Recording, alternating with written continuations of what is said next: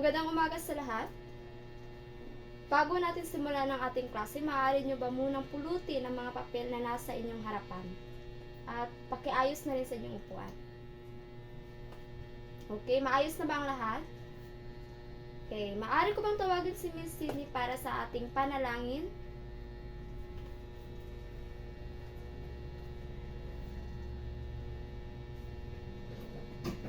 Okay, maraming salamat Miss Sydney. Magandang araw, Section Abukay. Kamusta ang lahat? Okay, so bago natin simulan ang ating araw, mag-checking of attendance muna tayo. Sa pangkat dito, sino ang absent? Okay, mabuti. Dito naman sa pangkat kabila, sino ang absent? Okay, mabuti. Palakpakan ng lahat dahil walang absent ngayong araw. Okay, sa puntong ito ay meron akong pampasigla na ipapahagi sa inyo. So, alam ko na kayo ay magaling sumayaw. So, sino dito magaling sumayaw? Okay, so halos lahat, no? So, ngayon, ang pampasigla natin ay familiar ba kayo sa waka waka ee? Oh, okay. So, ngayon ay gayahin niyo lamang ako sa mga steppings, okay?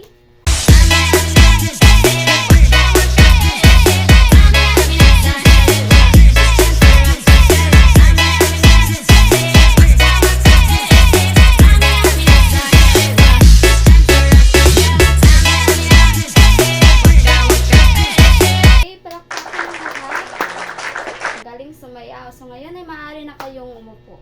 Okay, ngayon ay tutungo tayo sa ating mga alituntunin habang tayo ay nagkaklase. Maaari niyo bang banggitin ang tatlong alituntunin? Okay, pangalawa.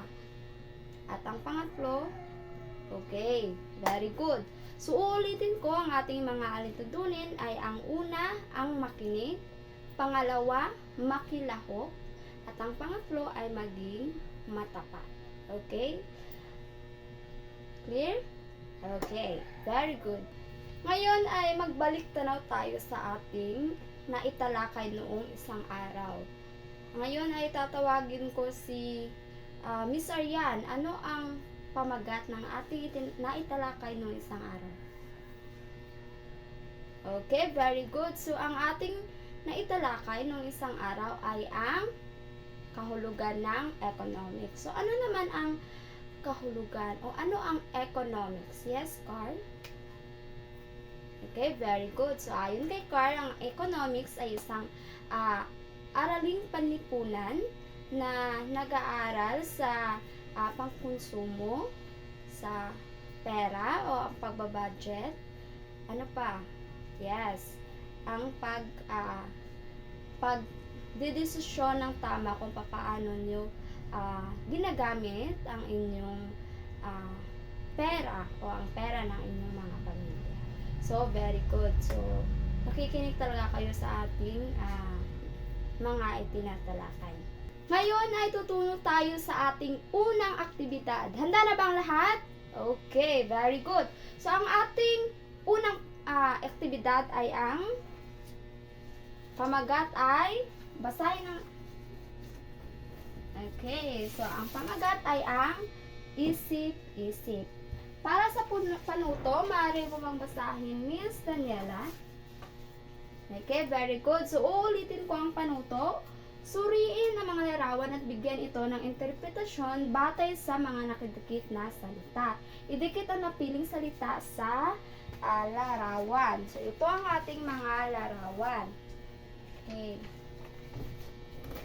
At ating mga salita naman ay dito ko na lang ilalagay yung mga salita.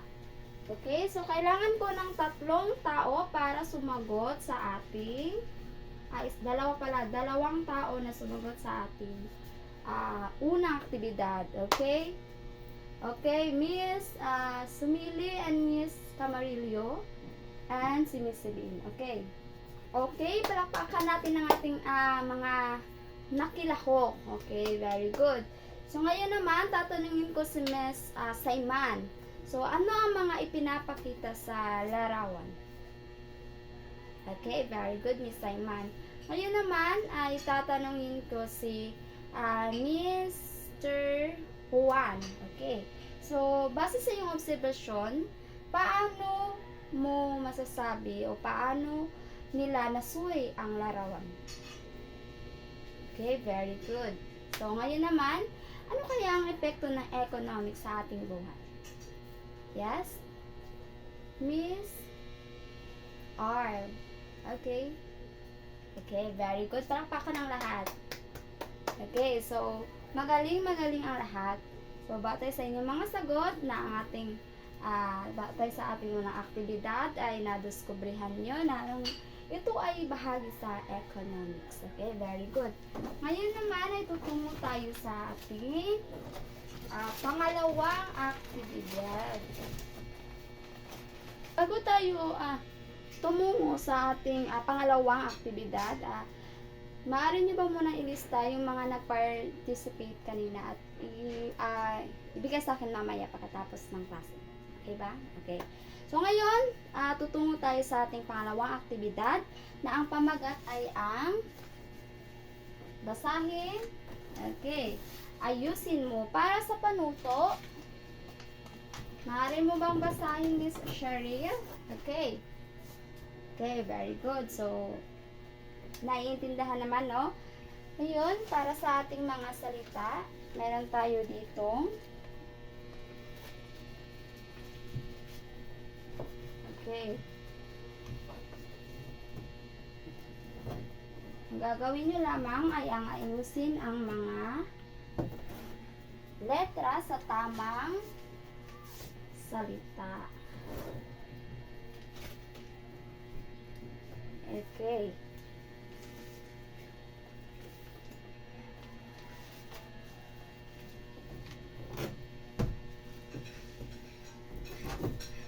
Okay, kailangan ko ng 5 tao na maaaring sumagot sa ating mga salita. Okay, pumunta na sa harap ng mga nais na sumagot.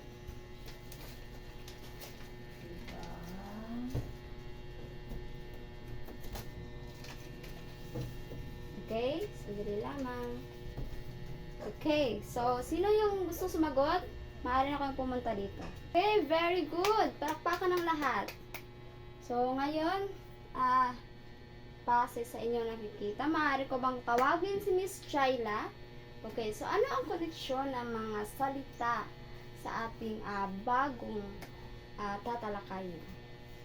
Okay, very good. So, base sa sinabi ni Chayla, meron tayong mga salita dito na economics, kahalagahan, pamilya, lipunan, at ang mag-aral. Paano naman naging konektado itong ating mga aktibidad sa ating bagong tatalakayin? Yes, Miss Sydney. Yes. Okay, very good. So, ngayon ay tutungo tayo sa ating pangatlong aktibidad. Okay? Handa na ba ang lahat para sa ating pangatlong aktibidad? Okay. So, ang ating pangatlong aktibidad, ang pamagat ay ang okay, isalaysay mo. Para sa panuto, maaari mo bang basahin ang panuto, Miss Jose? Okay, very good. So, ulitin ko ang ating panuto. Una, ang bawat pangkat ay pipili kung anong gampanin ang kabilang sa kahalagan ng economics. So, kung naalala nyo, yung 5 salita, meron yung 3 salita, which is yung mag-aaral, ano pa? Yes, lipunan, ano pa? At, okay, very good. So, yun yung 3. So, pipili lamang kayo ng 3 doon. Pangalawa, tatalakayin ng bawat grupo ang napiling kagampanin. So, pagkatapos ng 2 minuto, ang leader ng bawat grupo ay naatasang irepresenta ang natalakay sa harap ng klase. So, yung leader, so hanap kayo ng leader nyo para magpaliwanag dito sa harapan. Okay? Naintindihan? Okay. So, ngayon ay magbilang kayo ng 1 hanggang 3. Okay, dito tayo magsimula. Okay, 1. Okay. So, lahat ng unang grupo ay dito. Ang pangalawa naman ay dito. At ang pangatlo ay doon sa likod. Okay? Okay, time's up. 2 minutes. Done na. Okay. So, ngayon, sino ang leader dito sa unang pangkat? Okay, maaari ka na magsimula. Okay, very good. Palakpakan natin si Miss Kathleen. Dito naman tayo sa pangalawang pangkat. Okay, very good. Dito naman sa pangatlo. Okay. Okay, very good. So, base dito sa unang pangkat, ang kanilang napili ay ang lipunan. So, base sa kanila, ang kahalagahan ng economics sa lipunan ay nakakaapekto sa ating pang-araw-araw pamuhay.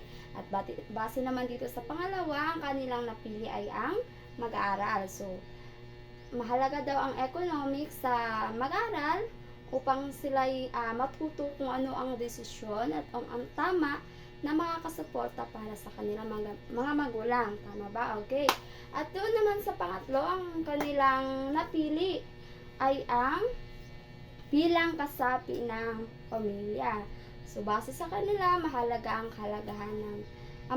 ang economics sa bilang kasapi ng pamilya upang gaya ng sinabi din ng pangalawang pangkat, upang may matalinong pagdedesisyon sa loob ng pamamahay, kung paano budgetin ng pera. Okay, very good. Ngayon, tatanungin ko kayo, ano ang pamagat ng ating bagong tatalakayin ngayon? Yes? Okay, nice try. Here?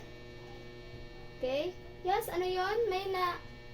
Okay, very good. So, ang bagong pamagat o ang bagong tatalakayin natin ngayon ay tungkol sa ang kahalagahan ng economics sa lipunan bilang kasapi ng pamilya at sa mag-aaral. So, yan yung ating bagong tatalakayin ngayon.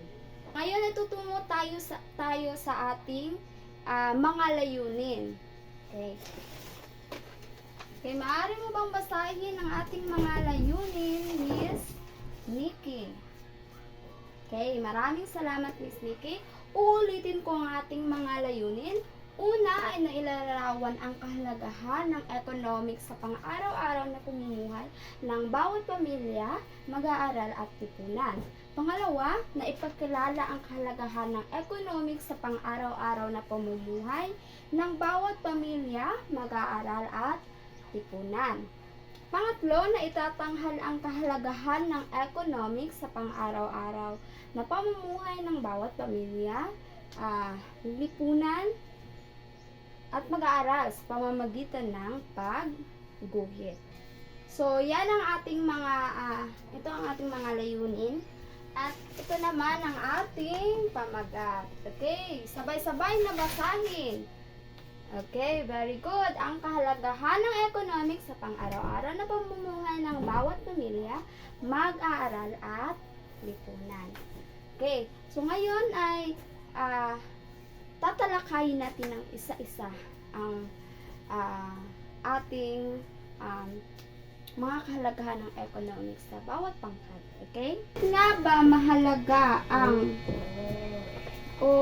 ano ang kahalagahan ng economics? Maaari mo bang basahin, Miss? Sino? Simon. Okay. Okay. So, ulitin ko ang kahalagahan ng economics.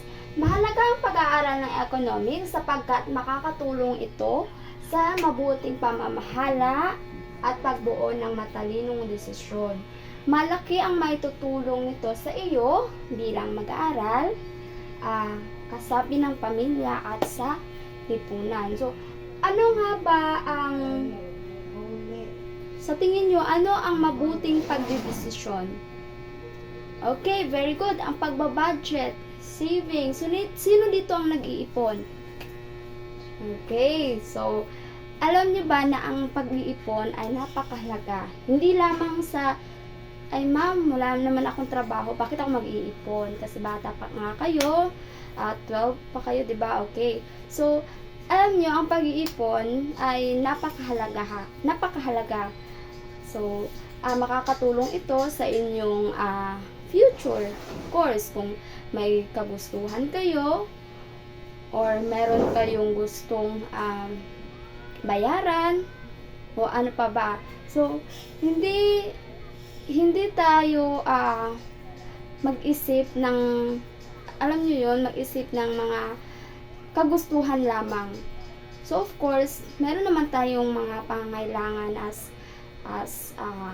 tao, diba? And of course, makakatulong tayo sa ating mga magulang. Okay? Hindi lang tayo hingi ng hingi, dapat din tayo mag-ipon para sa atin. Okay? So, yan ang kahalagahan ng economics. At ngayon ay tatalakayin natin ang unang pangkat, which is ang kahalagahan ng economics bilang bahagi ng pamilya. Maaari mo bang masahin, Miss? Ayan. Okay. Okay, very good. So, ayon sa pagbabasa ni Aryan, sabi niya na ang kahalagahan ng economics bilang bahagi ng lipunan, magagamit mo ang kalaman sa economics upang maunawaan ang mga napapanahong isyu na may kaugnayan sa malagang usaping ekonomiko ng bansa. Maaari mo ding magamit o maunawaan ang mga batas at programang ipinapatupad ng pamahalaan na may kaugnayan sa pagpapaunlad ng ekonomiya. Ang tanong, ano-ano ang mga isyu na nangyayari ngayon o ang kasalukuyan na nangyayari dito sa ating bansa? Yes, very good. Inflation. Kapag sinasabi natin inflation, yun yung pagtaas ng presyo sa mga bilihin, gaya na lamang ng Bombay, which is pang araw-araw natin na ginagamit, no? So, kayo, bilang estudyante, paano nyo yan hinaharap o paano nyo yan sinusolusyonan kung tumataas talaga yung mga presyo ng bilihin? Lalo-lalo na sa pang-araw-araw na ginagamit. Okay, very good. So, dapat talaga meron kayong desisyon kung paano nyo yan solusyonan, diba? Mga tamang desisyon para sa pang-araw-araw. Hindi nyo man ngayon marirealize yung mga pang-araw-araw na inaano ng mga magulang nyo. So, ngayon pa lang ay inaalam na sa inyo na napakahalaga ang maging maayon sa realidad. Okay? Maging handa kayo sa mga nangyayari sa ating mga lipunan, kasi lahat tayo ay maapektuhan. Kung tataas ang presyo ng mga bilihin, ano ang mangyayari? Halimbawa, sa bigas, ano ang mangyayari sa inyo? O, diba? Hirap ng makakain. Ano pa?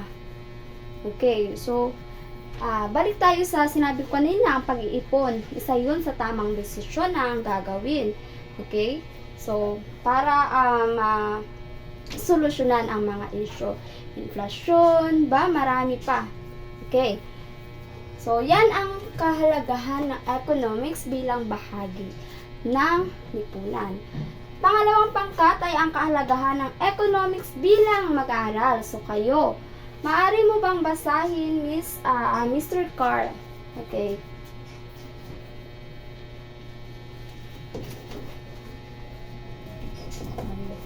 Okay, very good.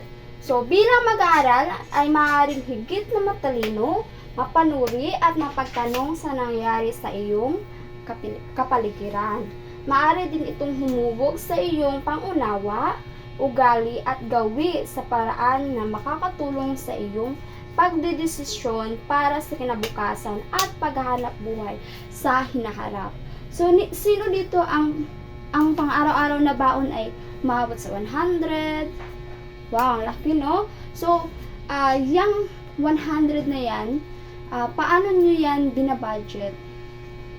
So, ubos talaga. Pero may iba talaga na meron pa talagang natitira, no? So, mahalaga yan na mag-savings kayo. And then, sabihin niyo yung magulang niyo na kung maaari, mag-open bank kayo. Para naman kung meron kayong emergency para sa future nyo na mga pangailangan, halimbawa kung kayo magko-kolehiyo na, so meron kayong magagamit na pera, diba? Hindi lang kayo asa ng asa na yung mga magulang. Of course, meron kayong na pag-ipunan. Isa yan sa tamang desisyon na inyong gagawin bilang isang mag-aaral. Okay? Ngayon naman ay para sa pangatlong pangkat. Dito sa kahalagahan ng economics bilang kabilang sa pamilya or kasapi sa pamilya. Maaari mo bang basahin, Miss Shaila?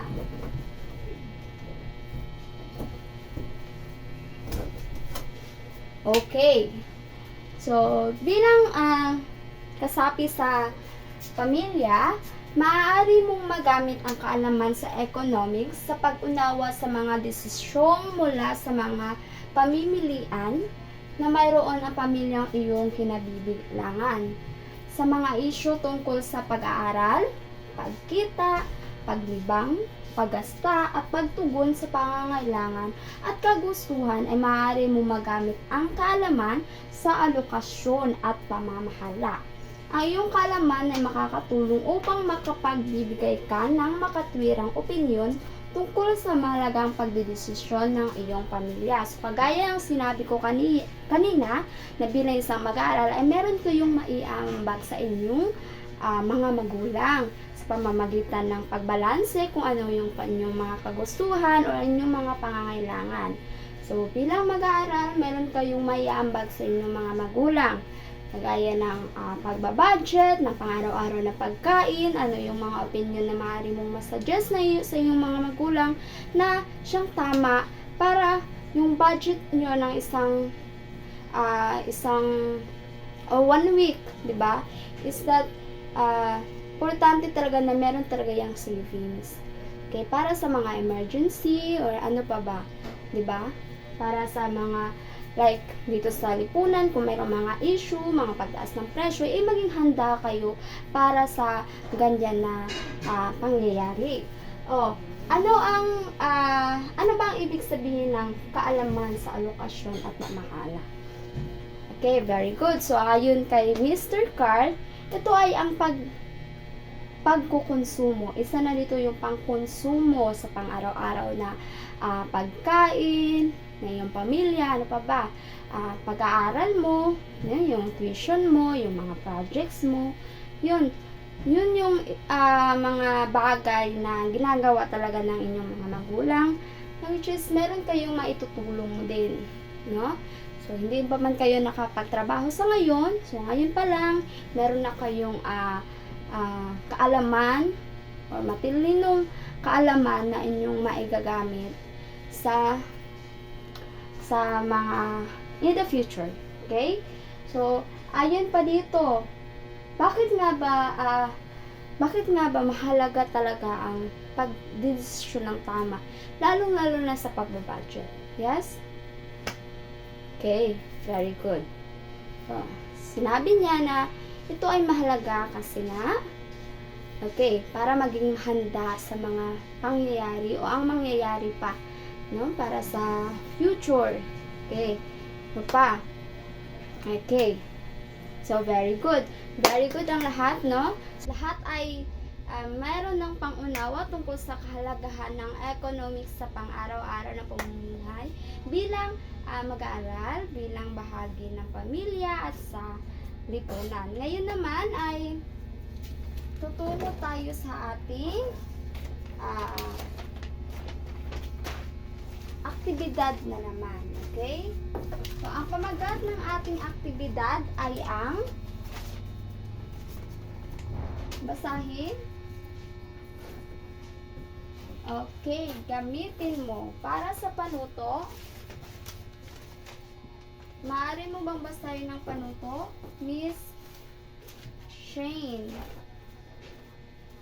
Okay, very good. So, ulitin ko. Basahin at unawain ang mga sumusunod na pahayag. Tukuyin kung ang pahayag ay tumutukoy sa kahalagahan ng economics bilang mag-aaral o BM, at bilang bahagi ng lipunan o BL, at bilang kabilang sa pamilya o BKP. Isulat sa buong sagutang papel. So, meron akong sinend sa ating GC. Okay? So, nandoon yung mga questions o ang mga pahayag. Okay?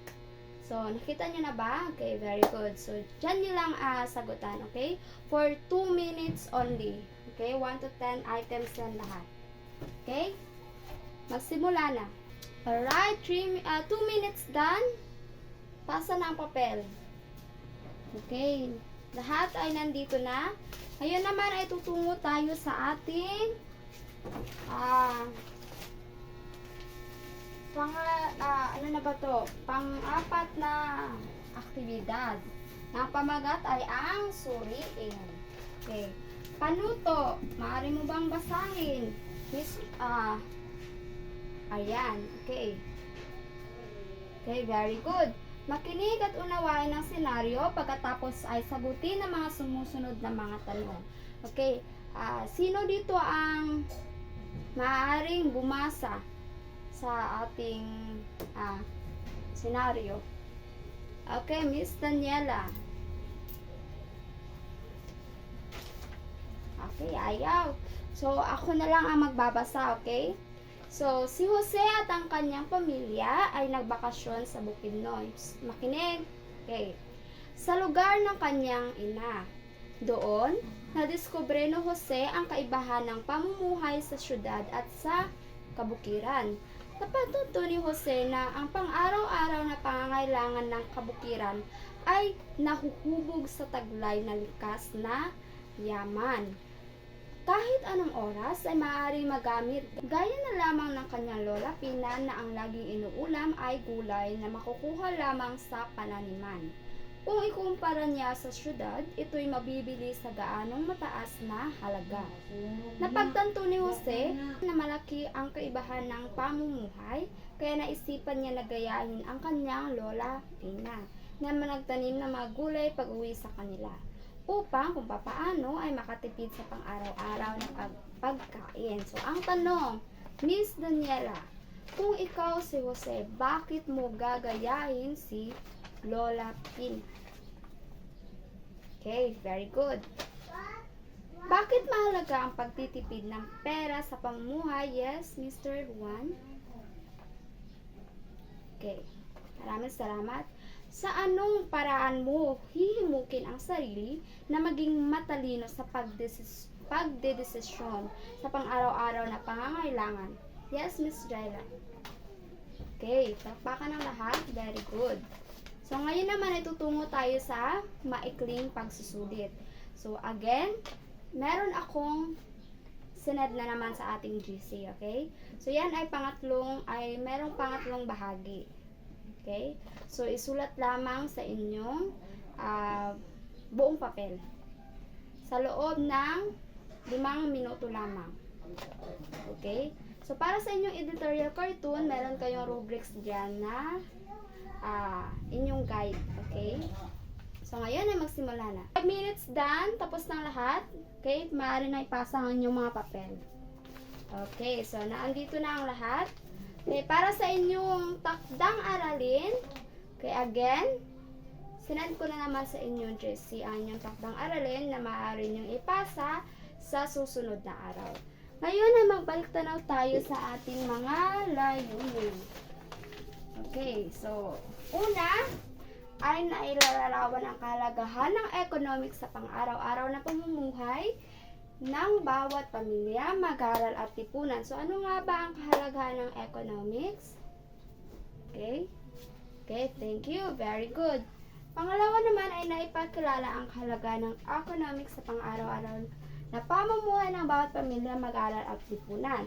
So, base sa iba't iba't pangkat, so naibabahagi ko sa inyo ang kahalaga ng economics nito, gaya ng lipunan, mag-aaral, at sa bilang kasapin ng pamilya. At sa pangatlo ay naitatanghal nyo ang kahalaga ng economics bilang pagguhit, which is yung editorial cartoon. Okay, so lahat naman ay ating naiangkop. So ngayon ay dito na magtatapos ang ating panibagong araw. Okay, so maraming salamat sa lahat ng nakinig at nag-participate. So maaari nyo nang ipasa sa akin yung mga pangalan na nag-participate. Okay, so nandito na lahat. Okay, so maaari ko bang tawagin si Miss R para sa ating panalangin?